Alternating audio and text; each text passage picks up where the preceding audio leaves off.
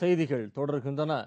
சீன நாட்டு மிருகக்காட்சி சாலையில் உள்ள பெண் சிங்கம் ஒன்று கலப்பின இரட்டை குட்டிகளை ஈன்றுள்ளது. அந்த குட்டிகளின் முகம் சிங்கத்தை போன்றும் உடல் புலியை போலவும் வினோதமாக காணப்படுகிறது.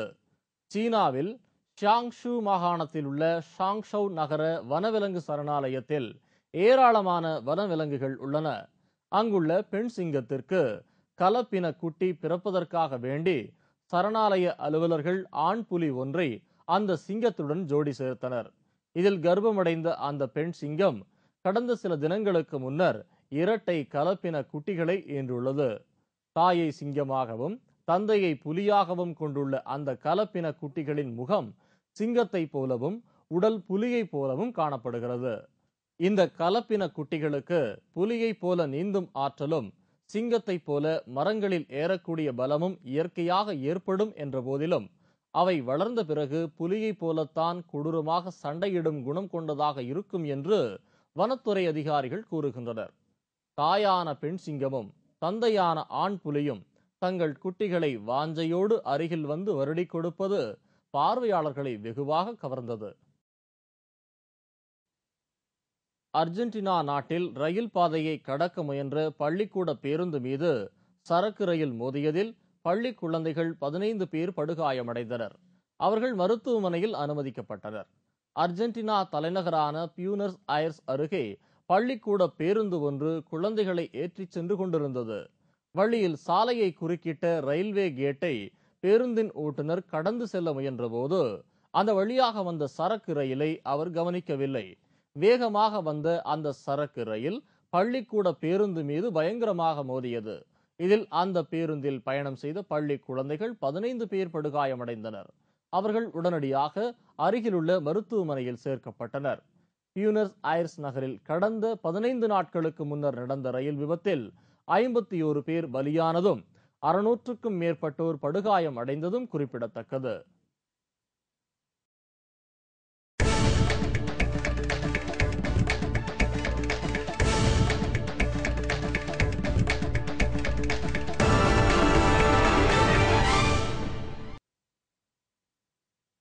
அடிலேடில் நடைபெற்ற இரண்டாவது இறுதிப் போட்டியில் இலங்கை அணி 8 விக்கெட் வித்தியாசத்தில் ஆஸ்திரேலியாவை தோற்கடித்தது. ஆஸ்திரேலிய இலங்கை அணிகளுக்கு இடையேயான இரண்டாவது இறுதிப் போட்டி இன்று அடிலேடில் நடைபெற்றது. டாஸ் வென்று முதலில் பேட்டிங்கை தேர்ந்தெடுத்த ஆஸ்திரேலிய அணி 50 ஓவர் முடிவில் 6 விக்கெட் இழப்பிற்கு 271 ரன்கள் எடுத்திருந்தது.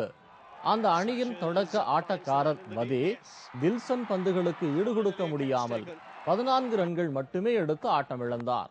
அவருடன் சேர்ந்து ஆடிய வார்னர் 140 பந்துகளுக்கு 100 ரன்கள் எடுத்தார்.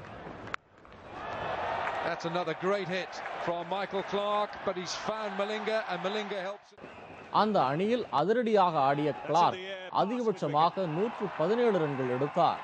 இதையடுத்து 272 ரன்கள் எடுத்தால் வெற்றி என்ற இலக்குடன் களமிறங்கிய இலங்கை அணி 2 விக்கெட்டுகளை இழந்து வெற்றி வாகை சூடியது.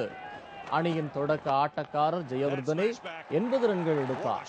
அவருடன் ஆடிய டில்சன் அபார ஆட்டத்தை வெளிப்படுத்தி 106 ரன்கள் எடுத்தார்.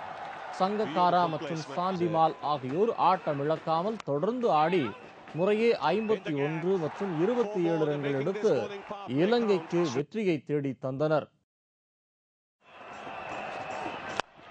He goes for it and finishes it in style. One bounce over the rope. 50 for Kumar Sangakkara.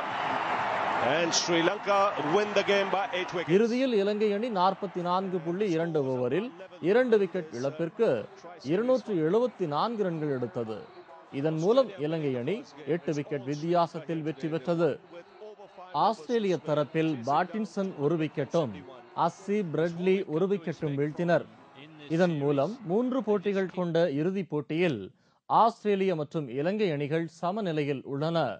நாளை மறுநாள் நடைபெறவுள்ள இறுதிப் போட்டியில் வெற்றி பெறும் அணிக்கே கோப்பை கிடைக்கும் என்பதால் இறுதிப் போட்டியில் 2 அணிகளும் மிக தீவிரமாக விளையாடும் என்று எதிர்பார்க்கப்படுகிறது. இத்துடன் செய்திகள் நிறைவடைந்தன.